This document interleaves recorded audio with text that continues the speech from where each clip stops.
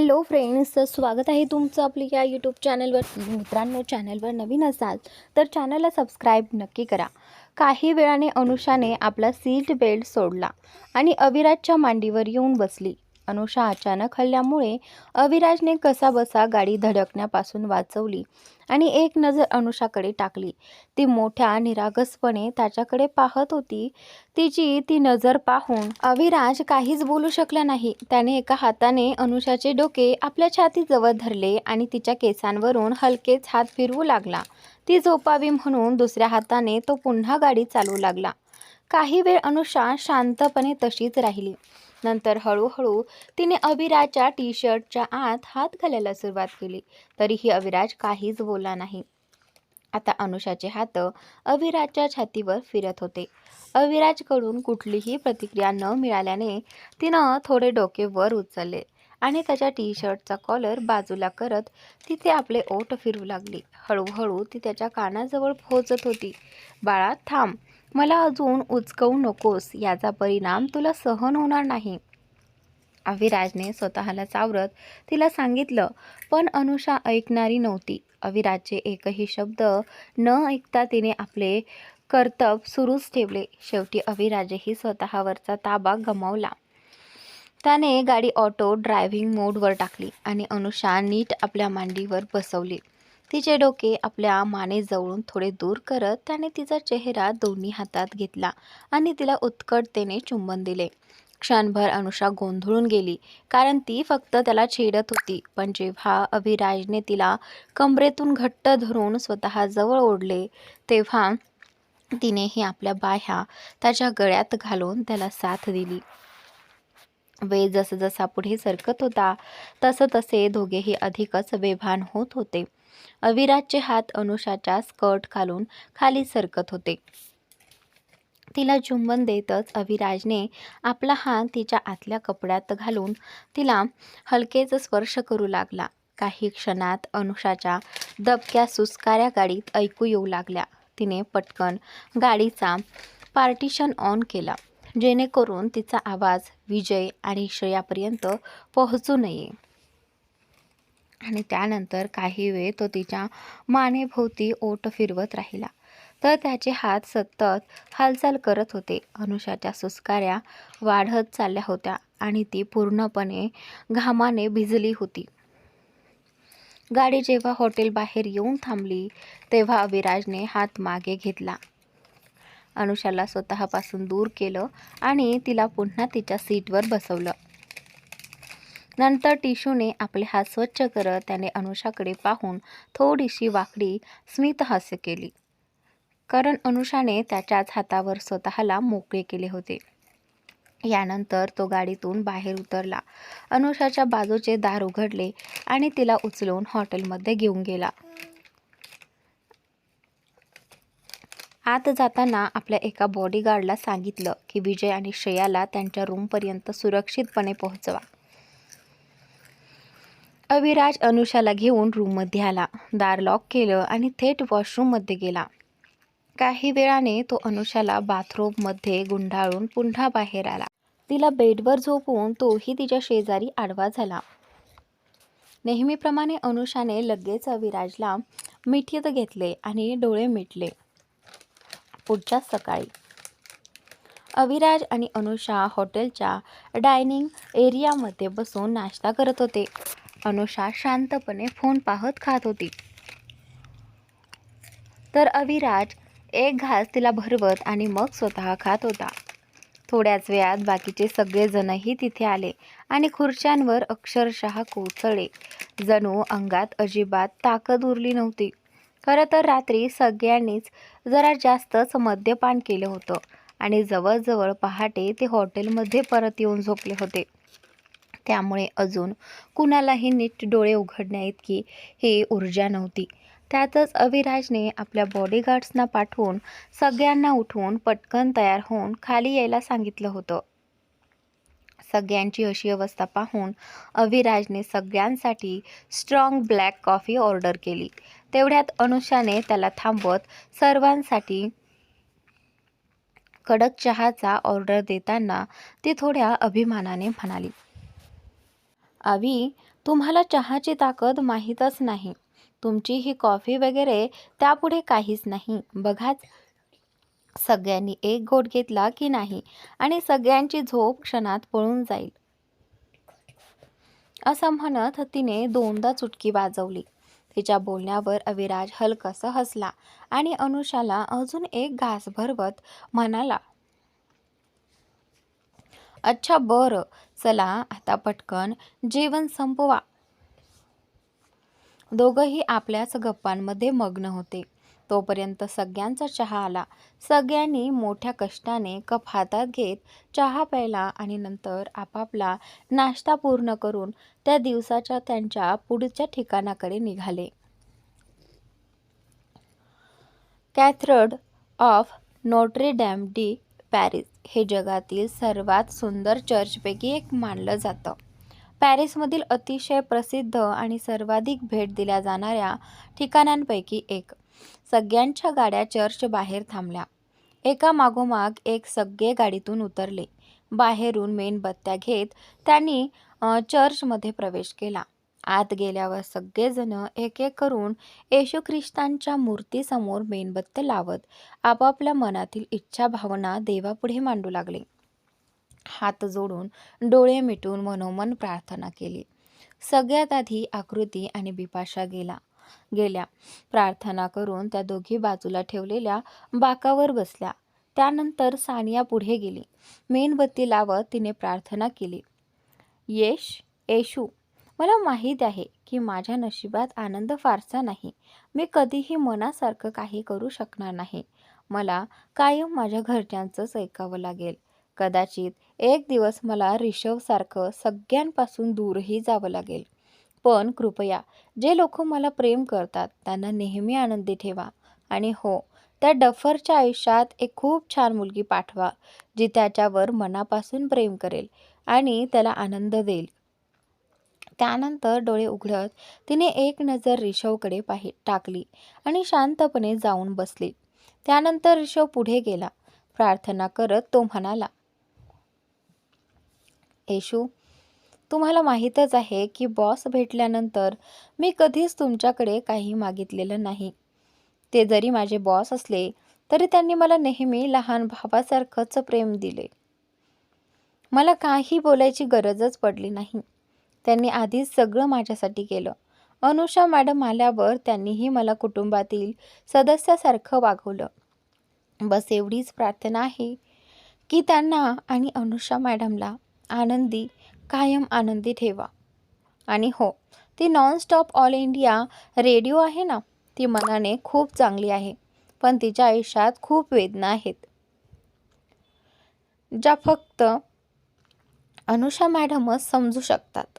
कृपया तिच्या ही सगळ्या अडचणी दूर करा. ऋषभनंतर रंश पुढे आला. प्रार्थना करत तो म्हणाला, येशू, आता मी अजून काय मागू? तुम्ही मला सगळं काही दिलं आहे. माझ्या आई वडिलांच्या सगळ्या इच्छा पूर्ण करू शकेल इतकं सक्षम मला बनवा आणि माझ्या सिलीचाही सांभाळ करा. तिने आयुष्यात खूप काही सहन केलं आहे. जर तिच्या आयुष्यात आनंद म्हणून अविराज सर पाठवले असतील तर तेच योग्य आहे. नाहीतर माझ्या सिलीच्या डोळ्यात कधीही अश्रू येणार नाही. हे माझं स्वतःशी वचन आहे. आम्हा दोघांना कायम एकमेकांसोबत ठेवा. यानंतर श्रेया आणि विजय दोघं एकत्र पुढे आले. मेणबत्त्या लावत त्यांनी डोळे मिटून हात जोडले. श्रेया म्हणाली, येशू, आयुष्यात मला कधीच काही सहज मिळालं नाही. कायम तक्रारीच राहिल्या. माझी आई होती, पण एक दिवस तीही मला सोडून गेली. ज्याच्यावर प्रेम केलं त्यानेही मला कधी समजून घेतलं नाही. पण विजय माझ्या आयुष्यात आला आणि ज्या गोष्टीसाठी मी तळमळत होते त्या सगळ्या त्याने भरून काढल्या. मला न सांगताही तो माझ्या प्रत्येक गरजेची काळजी घेतो. खूप कठीण गेल्यावर मी त्याच्यावर विश्वास ठेवला आहे. कृपया आम्हाला असंच कायम एकत्र ठेवा. आणि माझा हा विश्वास कधीही तुटू देऊ नका. विजयनेही प्रार्थना केली. मला कधी काही मागायला जमत नाही. जे हवं असतं ते मी मिळवतोच, पण श्रेया ही माझी इच्छा नाही, ती माझी गरज आहे, माझं प्रेम आहे. कधी ती माझ्यासाठी इतकी खास झाली हे मलाही कळलं नाही.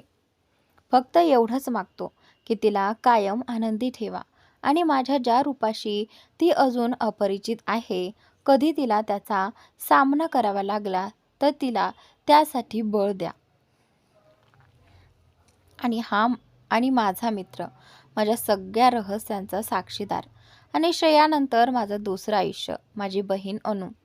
तिच्या ही इच्छा, सगळ्या इच्छा पूर्ण करा आणि आम्हा दोघांना नेहमी एकत्र ठेवा. यानंतर अनुषा आणि अविराज पुढे आले. दोघांनीही मेणबत्त्या लावल्या. अनुषा प्रार्थना करत म्हणाली, माझ्या आयुष्यात पूर्ण न झालेल्या प्रत्येक इच्छेच्या बदल्यात तुम्ही मला अवी दिलात. आता बस, आम्हाला कायम एकत्र ठेवा. आईचं प्रेम काय असतं हे मला कधी माहीत नव्हतं, पण अवीच्या आईला माझ्या आयुष्यात पाठवून ती उणीव भरून काढलीत.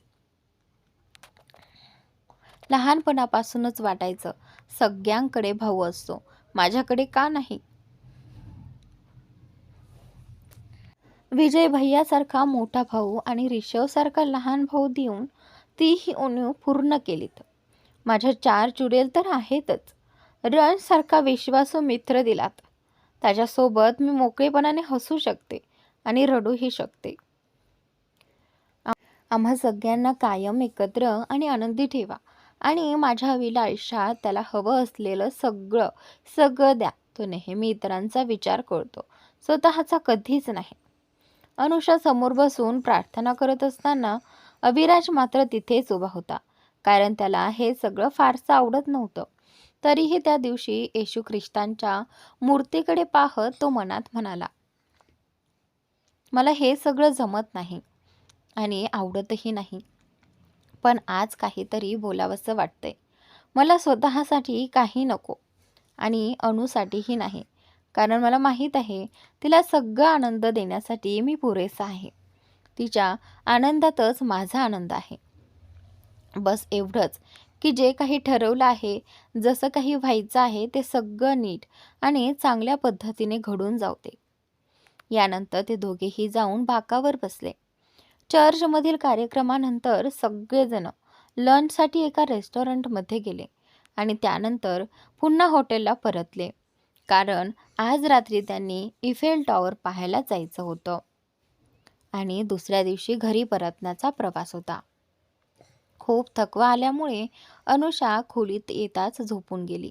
अविराजला काही महत्त्वाचं काम होतं, त्यामुळे मी थेट रात्री बाहेर तुम्हाला जॉईन करतो, असं सांगून तो तिथून निघून गेला. संध्याकाळचा वेळ होता. अनुषाची झोप मोडली. अंगडाई देत ती उठली.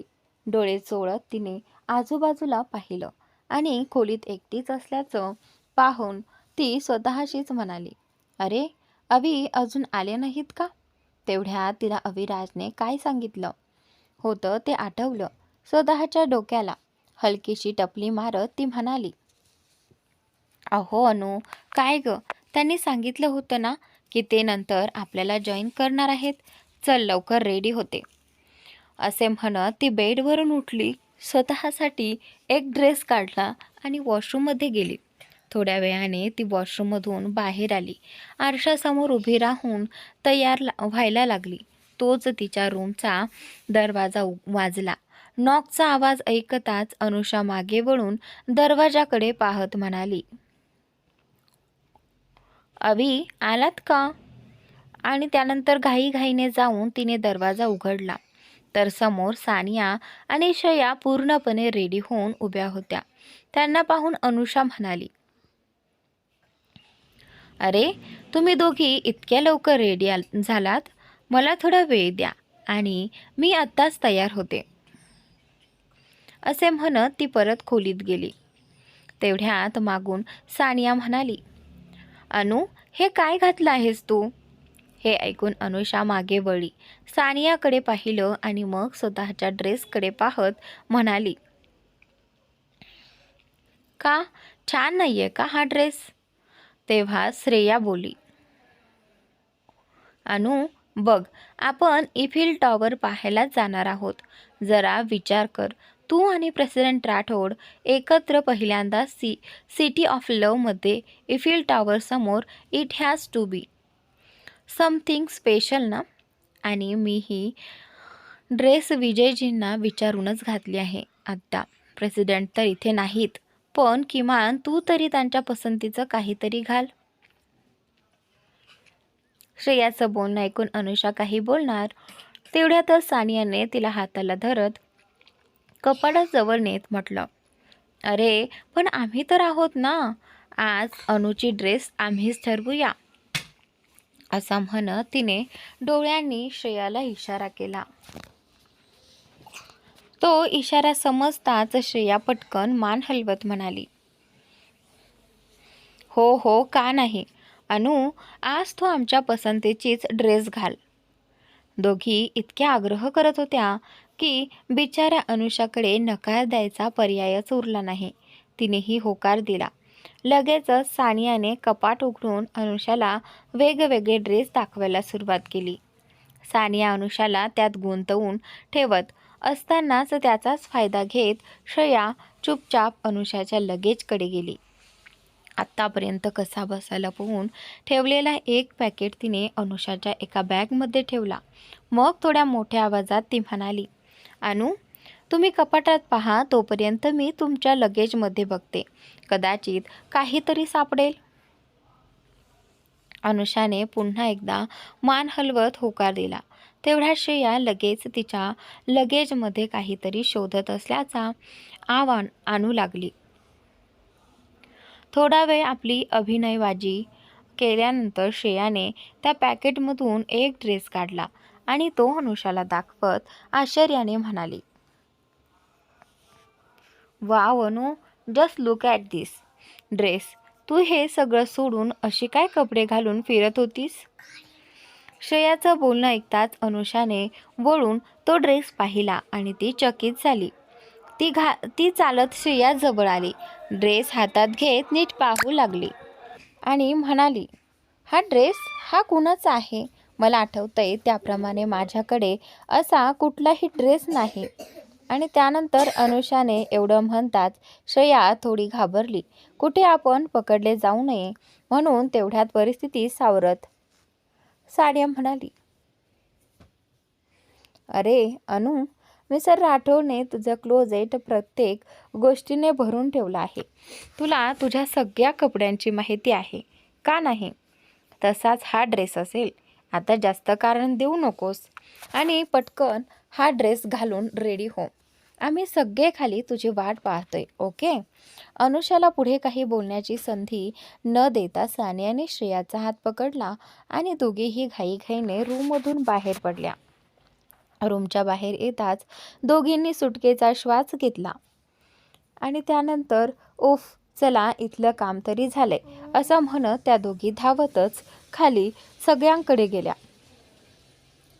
त्यांच्या गेल्यानंतर अनुषाने पुन्हा एकदा त्या ड्रेसकडे पाहिलं आणि मनातच म्हणाली, कदाचित सानिया बरोबर बोलत असेल आणि एवढी छान पसंती तर माझ्या अवीचीच असू शकते. नक्कीच त्यानेच माझ्यासाठी हा ड्रेस आणला असेल. हे सगळं विचारत ती लाजत हसली आणि कपडे बदलायला गेली. काही वेळाने अनुषा आरशासमोर उभी राहून स्वतःकडे पाहत होती. तिने काळ्या रंगाचा sleeveless shimmery bodycon one piece dress घातला होता. ड्रेसची लांबी एका बाजूला तिच्या थायपर्यंत तर दुसऱ्या बाजूला तिच्या अंकलपर्यंत होती. केस मधोमध पार्टिशन करून सरळ करून मोकळे सोडले होते. गळ्यात अविराजने दिलेला पेंडंट, डाव्या हातात डायमंड ब्रेसलेट, कानात काळे शिमरीड इयरिंग्स आणि पायात पॉइंटेड ब्लॅक हिल्स. ती खूपच ग्रेसफुल दिसत होती. हा ड्रेस खरंच खूप छान दिसतोय. आज तर अवी गेला कामातून असं स्वतःशी म्हणून तिने आरशात पाहून स्मितहास्य केलं. त्यानंतर तिने पटकन फोन हातात घेतला आणि रूममधून बाहेर पडताना म्हणाली, चल अनु, पटकन खाली चल. सगळे किती वेळेपासून वाट पाहत असतील कुणास ठाऊक. ती घाईघाईने खाली आली, पण खाली आल्यावर तिने पाहिलं तिथे एकही व्यक्ती नव्हती. अनुषा थोडीशी गोंधळली. आजूबाजूला पाहत तिने सानियाला फोन केला, पण फोन लागला नाही. मग तिने श्रेयाला कॉल केला, पण तिनेही उचलला नाही. आता अनुषा टेन्शनमध्ये आली. तेवढ्यात हॉटेलचा एक स्टाफ मेंबर तिच्या जवळ आला. आदराने मान झुकवत तो म्हणाला, ma'am, did you looking for someone? आणि त्यानंतर त्याच्याकडे पाहत अनुषा म्हणाली, yes, actually my group members were suppose to be here waiting for me, but none of them are here right now and I can't even contact any one of them. Did you see them or no anything? अनुषाच्या प्रश्नाला उत्तर देताना तो म्हणाला, yes ma'am, they were waiting for you for a long time. Then they decided to leave and told me to inform you that you can't meet them directly there. Your car is also waiting outside. हे ऐकून अनुषाने त्याला thank you म्हटलं आणि बाहेर निघाली. बाहेर येताच तिने पाहिलं एक ब्लॅक बेंटली कार येऊन थांबली. ड्रायव्हर उतरून आत आला आणि मागचा दरवाजा उघडत म्हणाला, लेडी बॉस, मला तुम्हाला घेऊन जायला सांगितलं आहे. आणि त्यानंतर अनुषा कारमध्ये बसली आणि मनात विचार करू लागली, थोडा उशीर काय झाला, सगळे मला असं सोडून निघून गेले. भेटले की एकेकाची चांगली खबर घेईन. काही वेळाने कार एफिल टॉवर समोर रिव्हर साईड एरियामध्ये येऊन थांबली.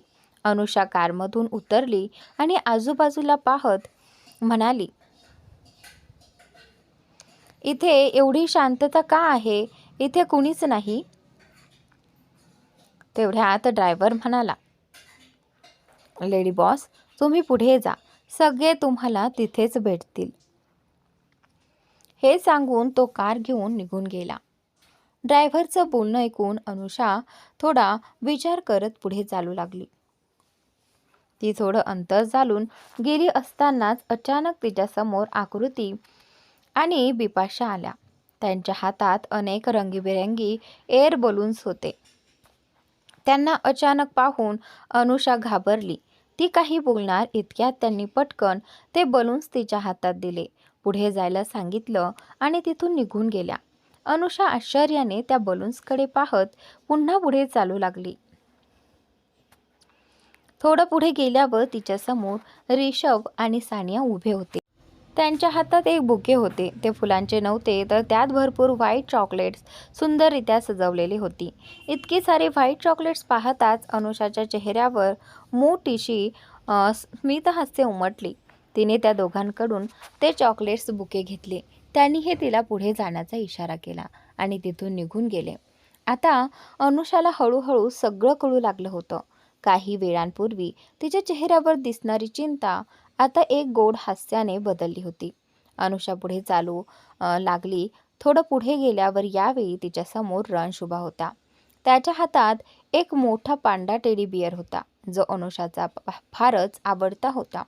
समोर रंशला एवढ्या मोठ्या पांडासोबत उभा पाहून अनुषाचा आनंद शब्दात मावेनासा झाला. तिने लगेच उड्या मारत तो पांडा घेतला आणि रंशला थँक्यू म्हणू लागली.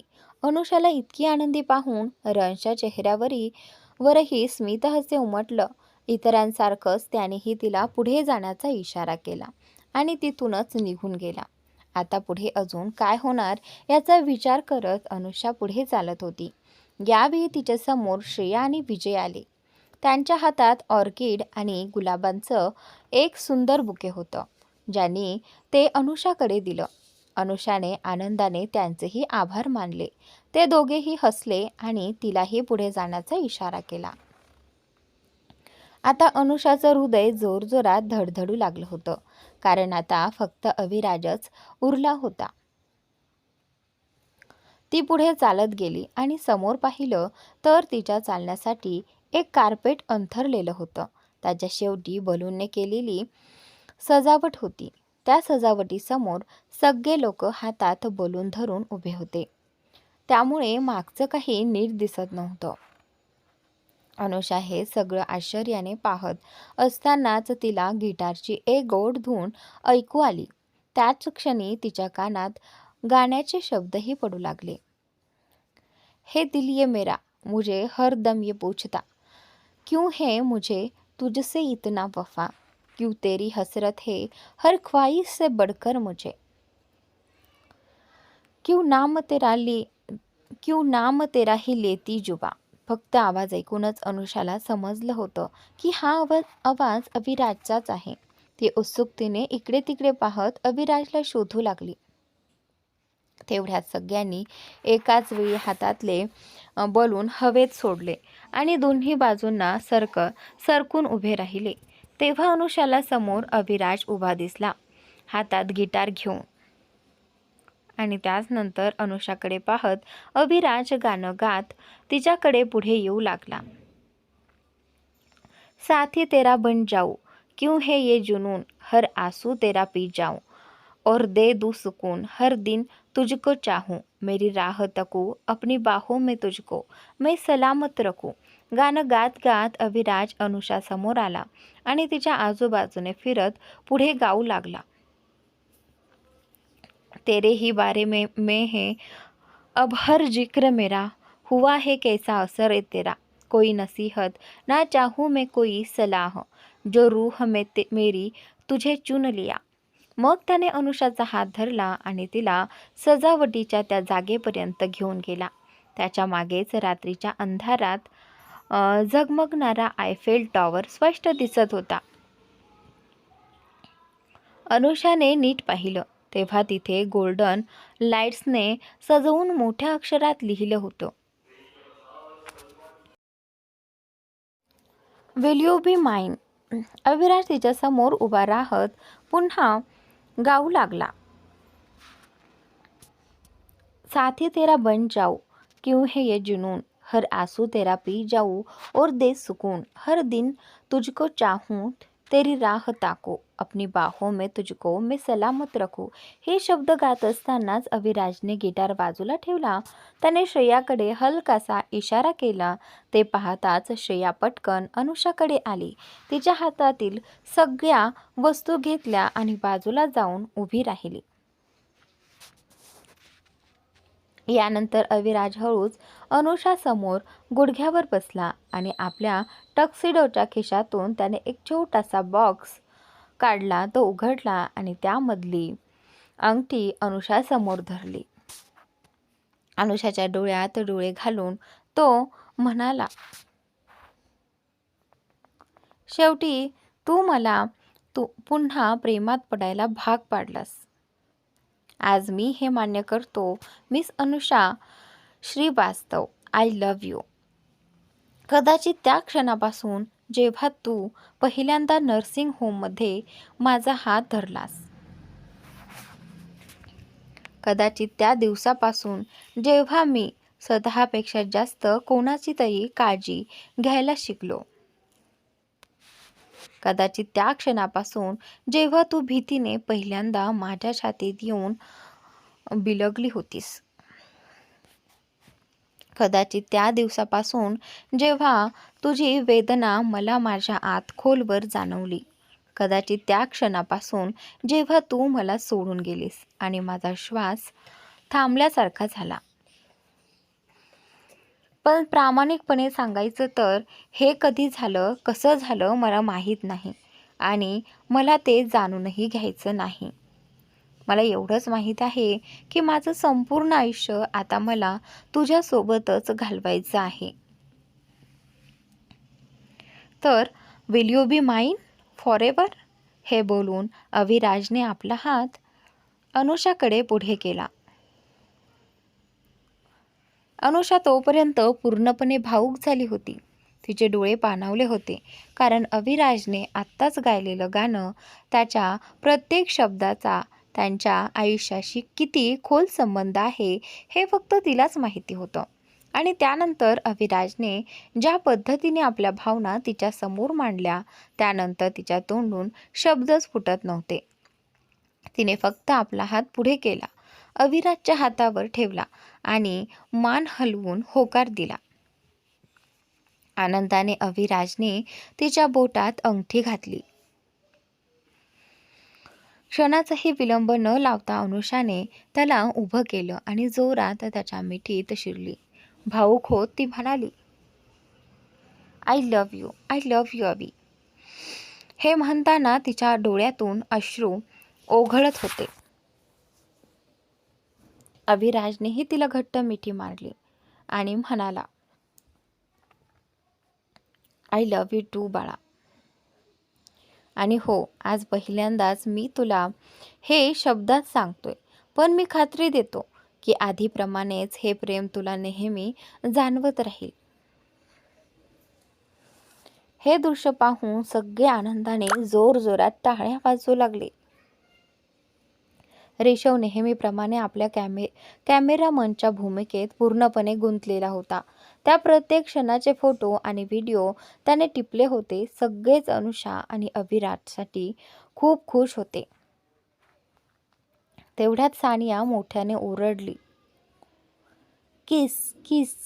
आणि त्यानंतर तिच्या पाठोपाठ सगळेच तेच म्हणू लागले.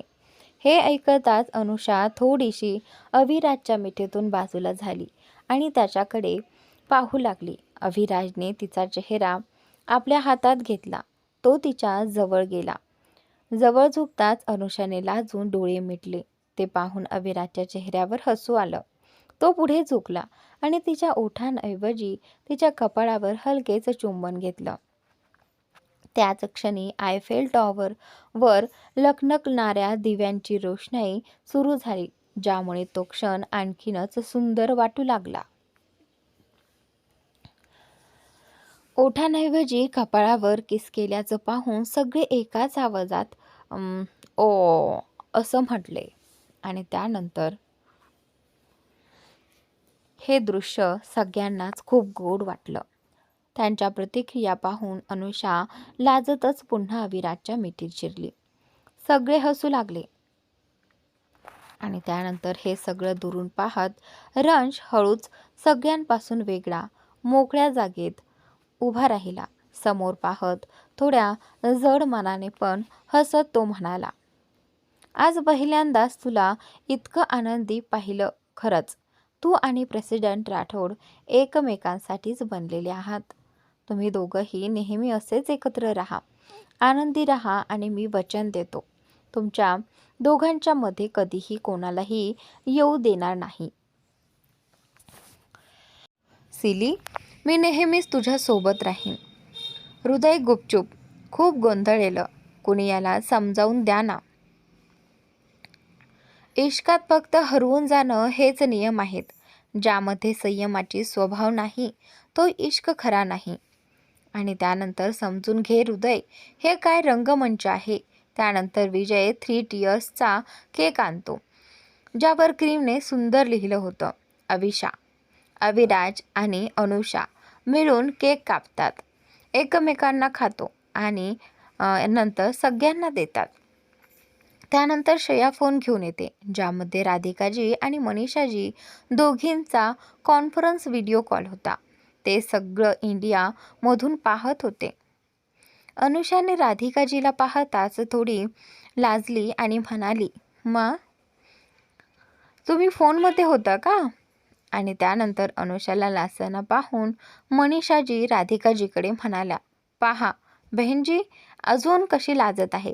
काही वेळापूर्वी तर अविराजकडे पैसे लागले होते. आसपास कुणीच नव्हतं. त्यांच्या बोलण्यावर अनुषाला आणि अविराजला थोडा कडक अनुभव आला. पण राधिकाजी हसत म्हणाल्या, तुम्हीही आता माझ्या मुलीला त्रास देऊ नका. आणि अनुषाकडे पाहून म्हणाल्या, आजपासून माझी मुलगी माझी बहुही झाली ना. आणि पुन्हा हसल्या. अनुषाला तर इतकी लाज येऊन ती नदीच्या पलीकडे उडी मारून लपावं असं वाटत होतं. तेव्हा अविराज मागून येतो आणि अनुषाला खांद्यावरून धरून म्हणतो, तुम्ही दोघी माझ्या अनुषाला का त्रास देत आहात? अविराजचं हे बदललेलं रूप सर्वांसाठी नवीन होतं, पण राधिकाजी आणि मनीषांजींसाठी अगदी नवीन अनुभव होता. मनीषाजी म्हणाल्या, पॅरिसला येऊन तुमचा मुलगा इतका बदलला का? राधिकाजी आश्चर्यचकित होऊन म्हणाल्या, हो बहीणजी, मला मला पण वाटत नाही की हा माझाच गहू आहे. आणि अनुषाकडे पाहून म्हणाल्या, माझ्या मुलीने त्याच्यावर काय जादू केली ओळखता येत नाही. अविराज फोन डिस्कनेक्ट करत म्हणाला, तुम्ही खूप त्रास दिला, आता जा, आराम करा आणि आम्हाला इथं फिरू द्या. आणि फोन डिस्कनेक्ट करून अनुषा आणि बाकी सगळ्यांना एफिल टॉवरच्या अगदी जवळ घेऊन जातो. तिथे सर्वांनी अनेक फोटो घेतले. अनुषाने अविराजचा हात धरून त्याच्या प्रपोजल रिंगच्या अनेक फोटो घेतले, कारण लोकांना अजून त्यांच्याबद्दल सांगू शकत नव्हते. अनुषा आणि अविराजने अशा फोटो घेतल्या ज्यात अनुषा मागून दिसत होती किंवा अविराज चेहरा पूर्णपणे लपलेला होता. त्यानंतर अनुषाला लक्षात आलं की रंश तिथे नाही. ती बघते की रंश नदीच्या पलीकडे रेलिंगला आधार देऊन उभा होता. अनुषा त्याच्याकडे जाते आणि त्याच्या बाजूला उभ्या राहून त्याच्या हातात आपला हात ठेवते, खांद्यावर डोकं ठेवते आणि विचारते, काय बात आहे मेंढक, माझ्यासाठी तुम्ही खुश नाहीत का? रंश समोर पाहत म्हणतो, तुमची खुशी माझ्यासाठी खूप महत्त्वाची आहे सिली. कधीही असं विचारू नका की तुमच्या खुशीमुळे मी नाखुशी होऊ शकतो. अनुषा हसत म्हणाली, मग इतकं अकेला का उभा आहेस? चला सगळ्यांसोबत फोटो घेऊ आणि मला तुझ्यासोबत छान फोटो हवेत, ज्यामुळे रातोरात माझे फॉलोवर्स वाढतील. अनुषा रंशचा हात धरून सगळ्यांकडे नेत असते तेव्हा रंश अचानक म्हणतो, मला एकदा हग करता येईल सिली? अनुषा थांबते, त्याच्याकडे पाहते आणि थोड्या वेळानंतर हसत त्याला हग करते. रंशही तिला हग करतो आणि शांतपणे डोळे मिटतो. साथ तुझी बनू का आहे हा जुनून, दररोज तुझा भाव आणि हो तोच सुकून तुझ्या बाहूंमध्ये तुला सुरक्षित ठेवीन. काही वेळानंतर दोघे वेगळे होतात आणि सगळ्यांसोबत जॉईन करतात. खरं तर यावरूनच असं दिसते की रंशचं सिलीवरती प्रेम होतं. तर प्रेक्षकांनो, पुढील भाग खूप इंटरेस्टिंग आहे, तर नक्की पहा आणि चॅनलला सबस्क्राईब नक्की करा.